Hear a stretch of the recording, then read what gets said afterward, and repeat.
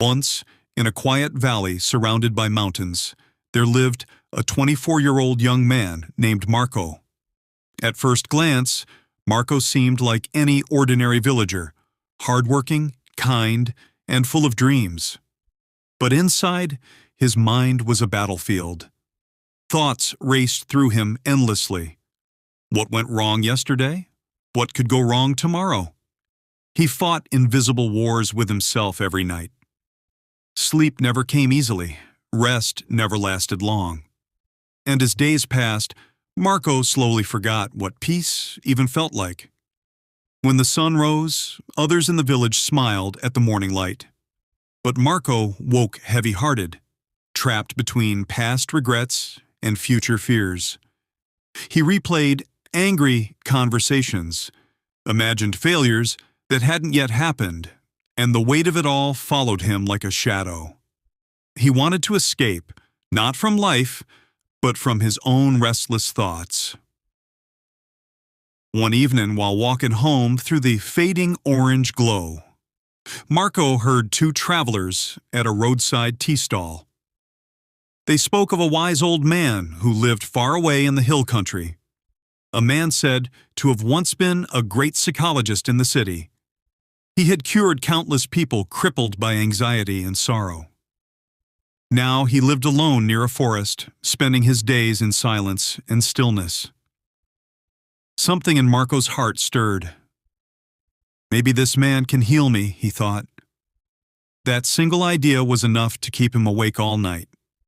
This time, not in worry, but in hope. At sunrise, Marco packed a small bag, filled his flask, and began his long journey. He walked for days, across rocky paths, through rivers and forests, under a blazing sun, and through cold winds. Sometimes he slept under the stars. Sometimes hunger gnawed at his stomach. Yet every step whispered the same thought. Just a little further. Whenever doubt came, he would breathe deeply and picture the calm face of the old man described by those travelers. After nearly a week of walking, Marco finally reached the hill village. The air was cooler here. Birds spoke to each other across the tall trees. Every sound seemed slower, softer. It was as if time itself had decided to move more gently. At the edge of the village stood a small house covered in climbing vines.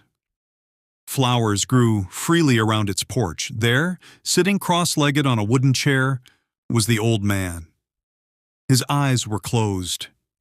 His breathing so calm that Marco wondered if he was dreaming with open eyes. Marco waited quietly, not wanting to disturb him. But soon, the old man opened his eyes with a soft smile. "Why have you come, my son?" he asked in a gentle voice.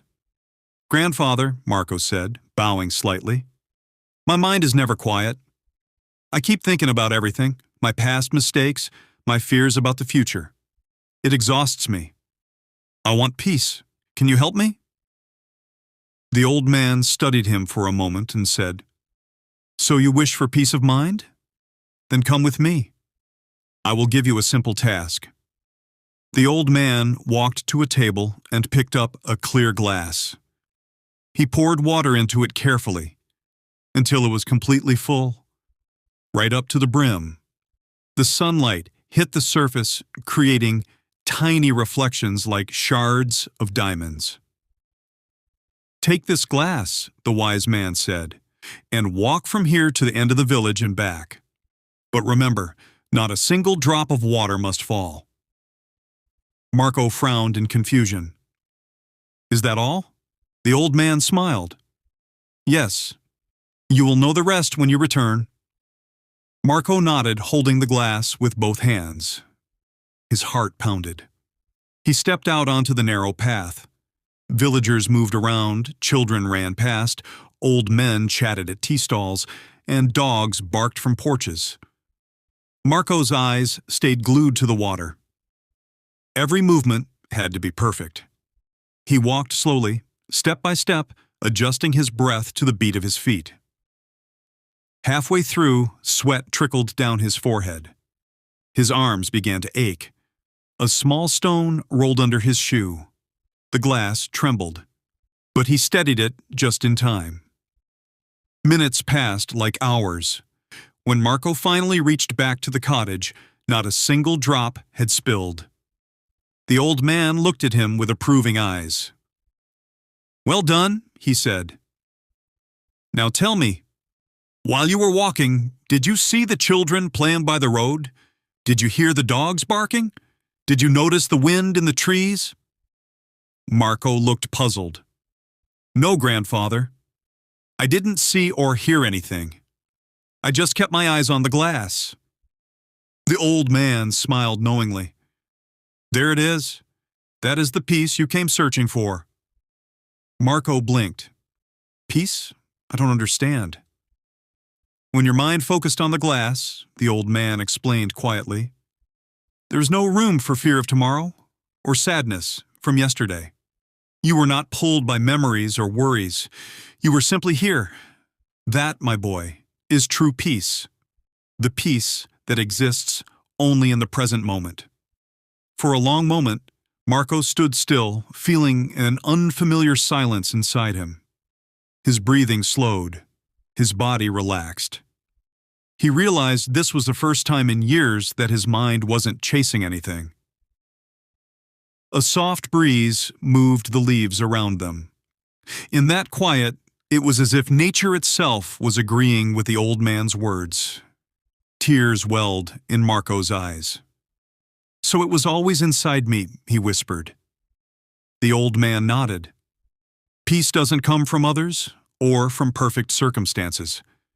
It comes when we stop wandering between the past and the future and simply live this one breath fully." The sun began to set, painting the hills in gold and purple. Marco bowed deeply. "Grandfather, thank you. Today, I found what I was truly looking for." "Remember," said the old man, "peace is not your destination. It is your companion. Walk with it wherever you go." Marco began walking down the hill. The same path that had once felt long and heavy now felt light and beautiful. The same sky that once seemed dull now glowed with endless colors. As he passed the village children and barking dogs, he noticed them all, and yet his heart stayed calm. He was no longer that restless young man. He had changed. He smiled at the horizon and whispered, "When I live in the present, I finally meet myself." The wind carried his words softly through the valley.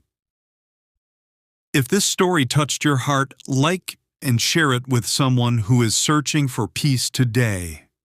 And don't forget to subscribe for more stories that calm your mind and inspire your soul.